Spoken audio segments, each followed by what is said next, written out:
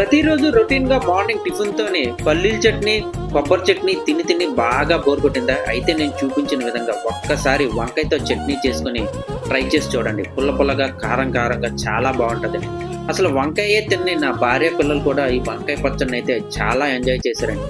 అలాగని చెప్పేసి వంకాయ పచ్చడి చేసుకోవడం కష్టమేమి కాదు. చాలా ఈజీగా, సింపుల్గా, చాలా తక్కువ టైంలోనైతే ప్రిపేర్ చేసుకోవచ్చండి. ముందుగా పచ్చిమిరపకాయలు, వంకాయలు, ఉల్లిపాయలు సెపరేట్గా ఫ్రై చేసుకొని పక్కన పెట్టుకుంది.